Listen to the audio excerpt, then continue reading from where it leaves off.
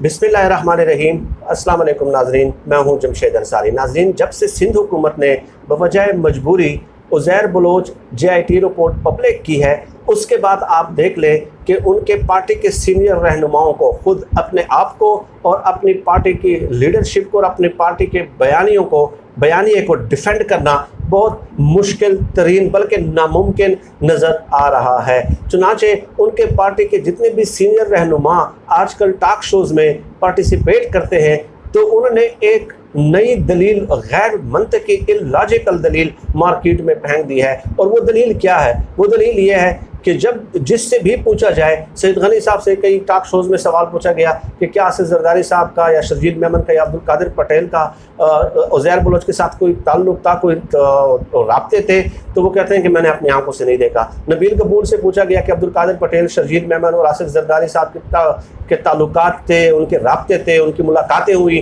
तो वो कहते हैं मैंने अपनी आंखों से नहीं देखा। इसके अलावा कल ही शर्जील मेमन कहते हैं कि जी मैंने अपनी आंखों से नहीं देखा कि शर्जील मेमन ने ये काम किए हैं, इसलिए मैं इस पर कैसे बात कर सकता हूँ और मैं कैसे उनको जो है ना दहशतगर्द कह सकता हूँ या मुजरिम कह सकता हूँ।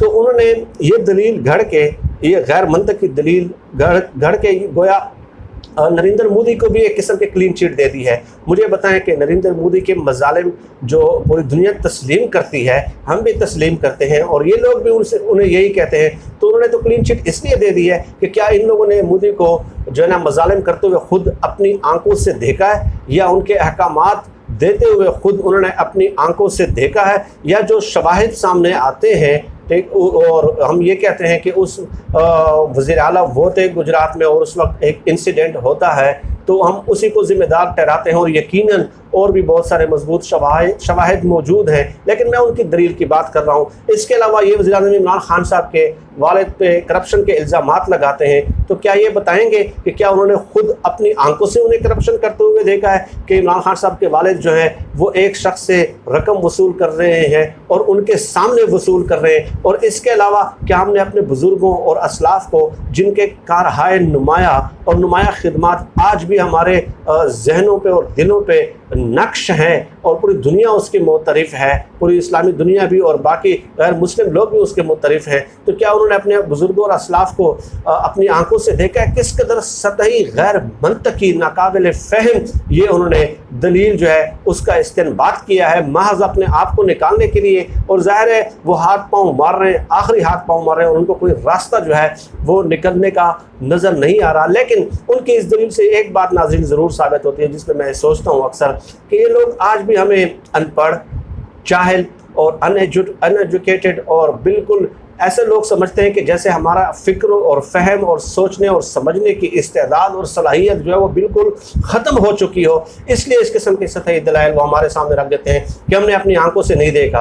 अगर आपने अपनी आंखों से नहीं देखा फिर तो आप पूरी, मैं क्या कहूँ, बात बहुत दूर तक जाएगी, ठीक है, कि अगर इस पर मैं दलाइल के अनबार लगाना शुरू कर दूँ। लेकिन खैर, अब मैं एक छोटा सा क्लिप आप लोगों की खिदमत में पेश करता हूँ, जो आप लोगों को ये याद होगा कि अली ज़ैदी की JIT रिपोर्ट में और सेक्शन 164 के तहत जो उज़ैर बलोच ने बयान दिया था, उसमें उन्होंने ये एतराफ़ किया है कि मेरे कहने पे जावेद नागौरी, सानिया नाज बलोच वगैरह को फरियाल तारपुर ने टिकट दिए थे लियारी से और वो MPA मुंतखब हुए थे।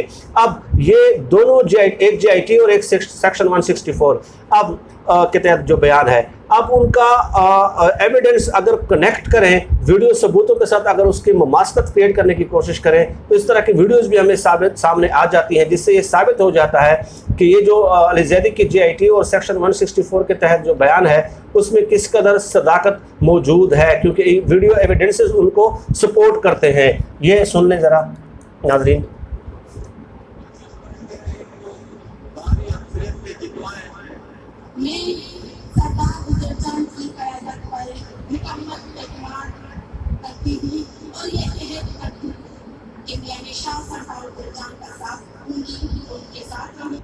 यहाँ पे उज़ैर बलोच सानिया नाज के हक़ में एक तकरीब कर रहे हैं कि हमने इनको भारी अक्सरियत से जिताना है, और सानिया नाज बलोच ये कह रही है कि मैं सरदार उज़ैर बलोच की वफ़ादार रहूँगी। और सानिया नाज पीपल्स पार्टी की MPA लियारी से इलेक्ट होती है और वो कह रही है कि मैं उज़ैर बलोच की वफ़ादार रहूँगी। तो अब आप बताइए, उनके ताल्लुक़ के लिए आप लोगों को कौन सी दलीलें चाहिए और कौन सी दलीलें चाहिए कि जब उज़ैर बलोच की बीवी भी कहती है, उज़ैर बलोच के अपने बयानात भी कहते हैं, पीपल्स पार्टी के रहनुमाओं की ज़बानों से भी ये बातें निकल रही हैं, और क्या जरदारी साहब के मुंह से अपने खुद कहलवाएं कि हाँ जी मैं उज़ैर बलोच को जानता हूँ, और अगर वो भी कह देंगे तो फिर भी यही कहेंगे कि जी वीडियो एविडेंस जो है वो एक बतौर सबूत पेश नहीं किया जा सकता, तो उसका तो हमारे पास कोई हल नहीं है, हमारा काम तो शवाहिद पेश करना है। इसके अलावा पीपल्स पार्टी के सीनियर रहनुमा है नबील कबूल साहब, उन्होंने एक प्रोग्राम में बाकायदा सिंध हुकूमत की JIT रिपोर्ट पर एतराज़ात उठाए और उन्होंने वाक़यात बताए कि कैसे इस JIT रिपोर्ट में वो चीज़ें शामिल नहीं है। एंकर ने उनसे सवाल पूछा कि आप बताइए कि ये JIT रिपोर्ट तो सिंध हुकूमत ने भाई बनाई है, तो उसमें वो तरमीम तो वही कर सकती है और कोई नहीं कर सकता, उस पर वो खैर खामोश रहे। लेकिन उन्होंने ये बताया कि इसमें बहुत सारे वाक़यात मिसिंग्स हैं और ये JIT रिपोर्ट जो है वो मुकम्मल नहीं है। ये गोया पीपल्स पार्टी की तरफ से खुद एतराज़ सामने आता है। अब आप सुन लीजिएगा कि वो क्या कहते हैं। जो चीज़ दिखाई है, जो JIT कैसा दिखाया है, यही आपके ख्याल में वो नामुकम्मल हिस्सा था जिसकी आप बात कर रहे थे? नहीं, देखो अली ज़ैदी ने इसमें सियासत करने की कोशिश की और मैंने जो बात कल आपके प्रोग्राम में की थी, हाँ। मैंने ये कहा था बहुत सारी चीज़ें मिस कर रही हैं। हाँ। वो मिस क्या कर रही है, हाँ। उसको ज़रा और मैं क्लैरिफाई करूँ, क्योंकि कल से आज तक आपने मुझे जो है एक धमाका आपने कर दिया। आपने किया, मैंने आपने बोला। हाँ बताएं। ठीक है, मैंने उसमें ये कहना चाह रहा था, बहुत सारे ऐसे वाक़यात हुए थे जो उस JIT में उनका जिक्र नहीं था। जिस तरह 120 लोगों का अगवा करके उनको कत्ल करना, उनको तशद्दुद करना, उनके साथ ज़्यादती करना, वो उसका जिक्र नहीं है इसके अंदर JIT के अंदर। इसके अंदर वो भी जिक्र नहीं है कि एक 12 साल के और 15 साल के बच्चे का सर कलम करके खंबे से लटकाया गया, उसका जिक्र नहीं है। इसमें वो भी जिक्र नहीं है कि जो जरदारी साहब के चीफ सिक्योरिटी के जो इंचार्ज थे अकरम बलोच के भांजे को उठाकर उसको जो है आज तक उसकी लाश नहीं मिली, और बहुत सारी चीजें। ये सारी बातें तो आज जो ज़ैदी साहब ने जो प्रेस कॉन्फ्रेंस की JIT दिखाई उसमें भी नहीं है, तो आपके ख्याल में क्या अभी भी JIT नामुकम्मल है और एडिटेड है? मैं ये चाह रहा हूँ कि फिर आप सारे केस कितने बेगुनाह मारे, इस शख्स ने कितना जुल्म किया।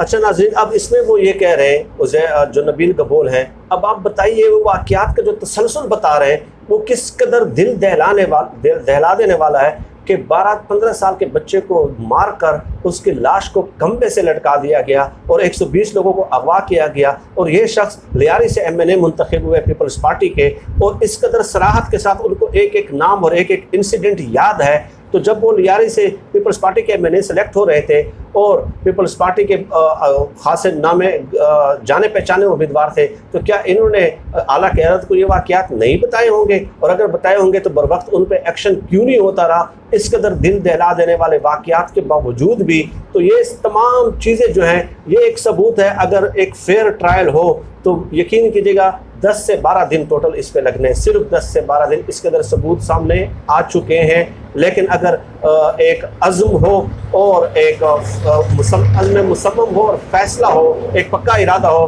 कि उस पर ये काम हमने करना है, और इस किस्म के लोगों ने ही जो हमारे रियासती इदारों को मजाक बना दिया है और पाकिस्तान के 4 क्रेडिबल जो इदारे हैं उनको पूरी दुनिया में उनकी जग हसाई का ये सबब बन रहे हैं। फिर कहते हैं कि पाकिस्तान के मौक़िफ़ को या रियासती इदारों के मौक़िफ़ को क्यों कर आलमी तौर पर पजीराई नहीं मिलती, कि आप देखें कि JIT रिपोर्ट जब खुद CI जो सीनियर रहनुमा पीपल्स पार्टी के वो उस पर क्वेश्चन मार्क कर रहे हों और उस पर ISI, MIIB और रेंजर्स के दस्तखत हों, ठीक है, और उसके बावजूद भी सीनियर रहनुमा उन पर सवाल करते हों, तो खैर ये चीज़ें तो डिस्कस होती रहेंगी। लेकिन एक और बात, इस पूरे लियारी गैंग वार के जो एक अहम किरदार थे हबीब जान बलोच, जिसका दोनों JITs में जिक्र मौजूद है, सिंध हुकूमत की भी और अली ज़ैदी की भी, उन्होंने एक अजीब व गरीब, और वो एक पॉलिटिकल फेस थे उज़ैर बलोच का। नाज़रीन ये बात याद रखें, क्योंकि उज़ैर बलोच के बारे में ये मशहूर है कि वो मतलब है इस तरह एग्रेसिव तरीके से या इंटेलेक्चुअली लोगों को हैंडल नहीं कर सकते और बोलने का उनका अंदाज़ दुरुस्त नहीं है, उनके पास दलाइल नहीं होते, तो इसलिए उनका पॉलिटिकल साइड पे उनको सपोर्ट करने के लिए उनके साथ हबीब जान बलोच को अटैच कर दिया गया था। और ये हबीब जान बलोच ही थे जो SHOs वगैरह या उनके साथ इंटरेक्शन करते थे, जो पुलिस वाले तब्दील करते थे या जो सियासी मामलात होते थे दफातर वगैरह के, वो हैंडल करते थे। क्योंकि निस्बतन ये उज़ैर बलोच से थोड़ा से पढ़े लिखे थे और उसमें बहुत सारी तफसीलात इसकी भी मौजूद हैं। लेकिन अब यही हबीब जान बलोच जो है वो बैरून मुल्क फ़रार हो चुके हैं, लंदन में हैं। और वहाँ से उन्होंने एक इंटरव्यू में उनका देख रहा था तो वो कहते हैं कि अली ज़ैदी ने मुल्क का तमाशा बना दिया है और रियासती इदारों का तमाशा बना दिया है। अली ज़ैदी ने पूरे रियासत को बदनाम किया है। अली ज़ैद सुप्रीम कोर्ट से मैं अपील करता हूं कि अली ज़ैदी को गिरफ़्तार किया जाए, उन पर मुकदमा चलाया जाए, उन्हें सज़ा सुना दी जाए और उन्हें कैद कर दिया जाए। ये इस कदर डठाई के साथ, यानी ये हमारे अखलाकी ज़वाल की एक निशानी है। अब आप बताइए कि जो शख्स खुद हबीब जान के साथ मौजूद था, उज़ैर बलोच के साथ मौजूद था, ठीक है, और पूरे गैंग वार में ये जो मजालिम की एक नई दास्तान रकम होती रही, अब वो हमें बताएगा कि रियासती पाकिस्तानी रियासत की बदनामी हो रही है अली ज़ैदी की वजह से। यानी इसका मतलब ये हुआ कि 198 अफराद का कत्ल, उससे बदनामी नहीं होती। घुटनों में सुराख करना, उससे बदनामी नहीं होती। इंसानी काले उतारना, उनके सरों से फुटबॉल खेलना, उनकी खोपड़ियों में शराब पीना, 12 साल के लड़के को मारकर उसकी लाश को खंबे से लटकाना, और ये मजाक नहीं है। बल्कि मैं तो समझता हूँ कि ये सिर्फ पाकिस्तान के साथ नहीं, सिर्फ मुसलमानों के साथ नहीं, सिर्फ इंसानों के साथ नहीं, इस्लाम के साथ नहीं, बल्कि पूरी इंसानियत के साथ इन लोगों ने मजाक किया है। और ये वहाँ से बैठ के अभी हमें लेक्चर दे रहे हैं कि अली ज़ैदी ने जो है, मैं अली ज़ैदी का कोई PRO या कोई उनके पर्सनल स्टाफ का मेंबर नहीं हूँ, लेकिन एक उसूली बात कर रहा हूँ कि ये बंदा हमें बता रहा है। अब आप खुद तसव्वुर करें, और इससे अखलाकी ज़वाल हमें और इस किस्म के लोग जो है, इस किस्म के लोगों को सपोर्ट करने वाले हमारे नुमाइंदे हैं, और हम उन्हें जो है ना क्या कुछ किस किस नाम से नहीं पुकारते, किन किन अच्छे अलकाबात से नहीं पुकारते, और उनके लिए जो है ना हम जो जियाले हैं वो क्या कुछ नहीं कहते उनके पोलिंग स्टेशन पे जाके, और उनके हक़ में रैलियाँ और जलसे और जुलूस वगैरह निकाल के। और आखिरी बात नाज़रीन ये कि मुराद अली शाह ने भी यही कहा कि अगर मुझे पता होता कि Ali Zaidi JIT report public कर रहे हैं तो मैं अपनी सिंध हुकूमत की JIT रिपोर्ट पब्लिक नहीं करता।